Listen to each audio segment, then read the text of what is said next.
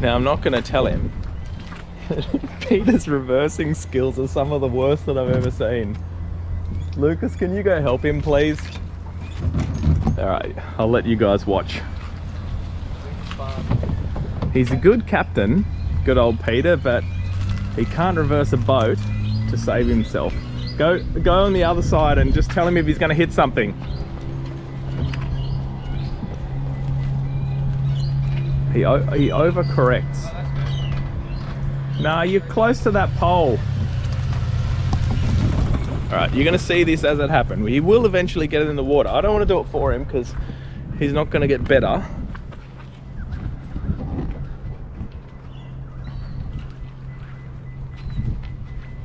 Oh.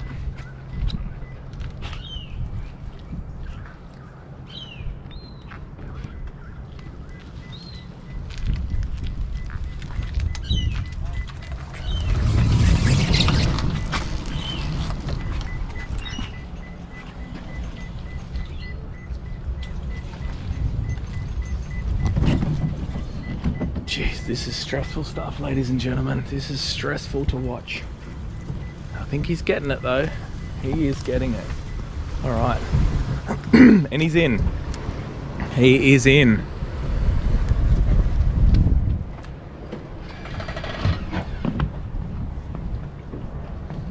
Sorry, Peter, I had to film your reversing effort.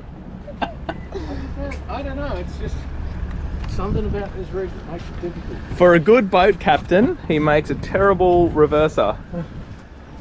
All right, while we're motoring out, let's have a talk about a few of the features of this outboard. So 1.5 litre, which is probably one of the smaller blocks in the 100 horsepower range. I think, as I mentioned, it's one of the lightest, if not the lightest, outboard in the 100 horsepower class. Peter's got it set up with hydraulic steering, as you can see, which makes it a dream to drive. But the thing about these Suzukis, so they do have a few points of difference. So you guys would have heard about lean burn before, and a few outboards have their own version of lean burn, which is really just real-time adjustment of fuel flow based on what you're doing with the engine, and it genuinely does make a big difference when it comes to reducing fuel consumption. So it's not just a gimmick. I've tested lean burn previously on my 200 horsepower Suzuki. The other thing is with these Suzukis, as far as the point of difference goes, is the offset drive shaft, which basically allows them to swing a bigger prop than they normally would. A few waves there. So look, it basically allows them to swing a bigger prop, which obviously bigger prop means more grip in the water. Keep it down a bit, Peter. More grip in the water, more torque, and all-round better performance. So that is definitely something that Suzukis do very, very well. And I've mentioned it before that the Suzukis, because of this, have quite surprising hull shot for what is a four-stroke. So all the Suzukis I've tested are seriously surprising in terms of how they can get you up and out of the hole.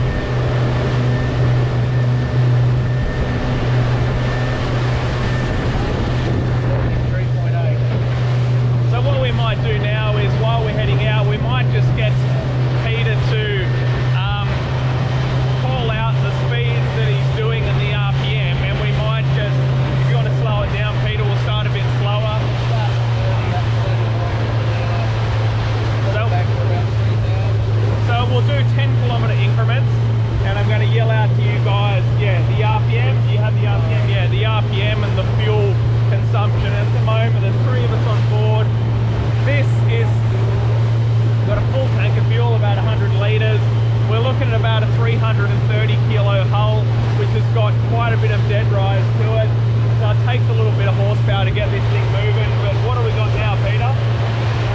We've got 3,300 RPM. All right, About 30 kilometers an hour. 30 kilometers an hour. We're burning about 3.7. Yeah, 3.5. We'll take her up to 40. So if you didn't hear that, we're getting 3.5 kilometers per litre at 30 kilometers per hour at 3,500 RPM, which is just ridiculously good, let's face it. All right, now we're at 40 kilometers an hour, 4,000 RPM. We're burning 4,000 RPM, and we're getting 3.9 kilometers per litre. I mean, look, I know it's a small engine, but that is seriously impressive economy. All right, we've got a bit of chop and flop and swell here, but let's try and get her up a bit more. You know, this also shows what this little boat can go like, which I've told you guys before is certainly nothing short of impressive. All right, we're punching out through it. We're doing 50 kilometers an hour. We're doing 4,700 RPM. And we're getting 3.1 to 3.3 kilometers per litre. Around 3.1 to 3.3 at the moment, and it's stabilising. Doing 50 and punching out in this little boat, which is just ridiculous. And there's no banging here whatsoever. Not that we're talking about the boat today, but we might have to do some wide open throttle tests when we get back into the calmer water. But look, over 3 kilometers per litre, I think that is just incredible fuel economy, honestly. And this engine, as mentioned with the offset drive shaft, it really does have a lot of torque. It's something you have to experience to understand, because on paper it doesn't sound like it would. 1.5 litre, very small engine. It's the highest horsepower engine of that range, so it's the same block used in, I think, the 70, 80, 90, is it? 70 is the start, I think, yeah, for this block. Yeah, so 70, 80, 90 and 100. So, Then you know, go to the 2 litre and the +15. so, you know, you would think it's sort of a highly tuned engine. Is it strung out? Would it have the torque? But it absolutely does. This engine punches well and truly above its weight. But anyway, later on the way back, what we'll do is we'll test the next speed limits and also what she does at wide open throttle. It just purrs absolutely beautifully, this thing. The torque is basically instant, so it doesn't take time to, you know, rev out to get moving. We're moving up and down this swell here at the moment, and you can just, you know, feather the throttle on and off, and when you want it to move, it just moves. It really does.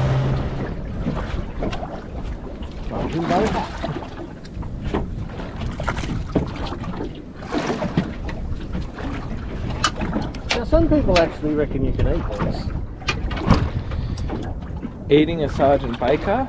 Yeah, well, look, you can, but they're absolutely full of bones, so very bony. I certainly Anyway, don't recommend it. Sergeant Baker. Fly, Sergeant Baker. It's got to be a little flatty. I'd say It's so. nice and slow, Luke. You don't have to rip its head off. Okay, bring her up, bring her up, bring her in. Bring her in. I'll have to unhook her. Yeah, a little flatty. Would not be legal, I would say. Definitely Just those under spines, legal. Peter. Yeah, just got to watch them spikes at the back of the gill cover. Definitely not legal. You can stick your finger in its mouth, which is the other flathead method. He handles fish like he reverses. Look, here you go. Another little flatty, I'd say.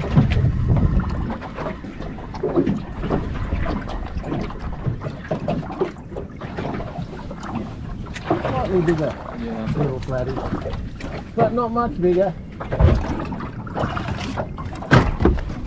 Dad, what are you doing? There he goes.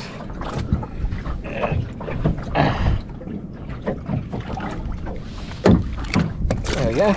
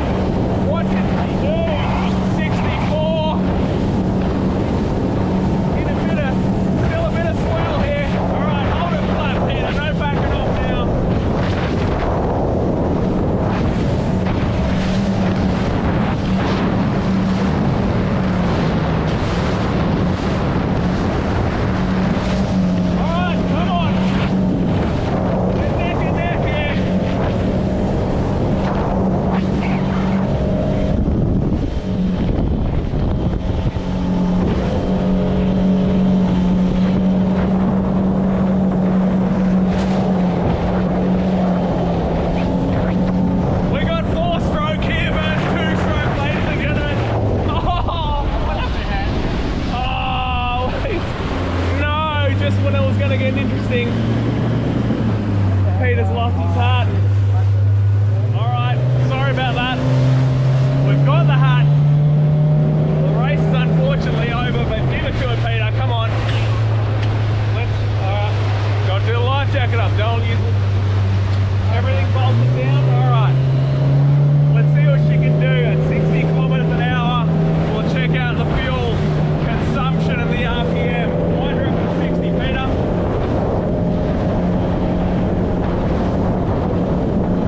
Alrighty, 60. We're doing 5,400 RPM. Then 2.3 kilometers a litre. Can't complain about that. She's humming along beautifully. Alright, put the hammer down, Peter. Let's see what she can do.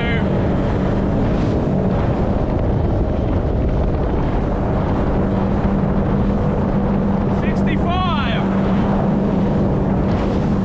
Still a bit of slack here. Keep it flat.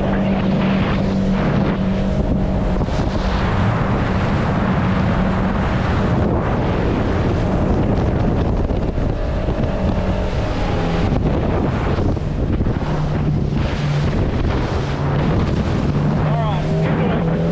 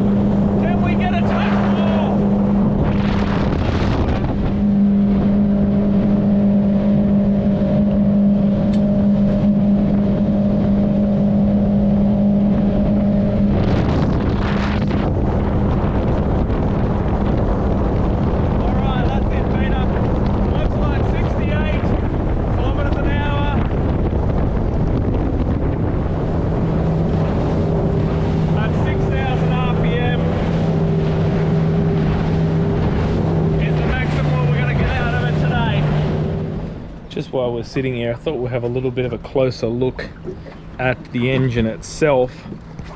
Now, because they are such a compact engine, I guess the thing I like about them, when I say compact, I mean physically small. So I've mentioned they're lightweight, but I don't know if you guys have noticed that outboards these days are just so physically large. Your average extra long outboard is just absolutely massive, and they often look really ridiculous on boats, but these Suzukis really are very small, physically small.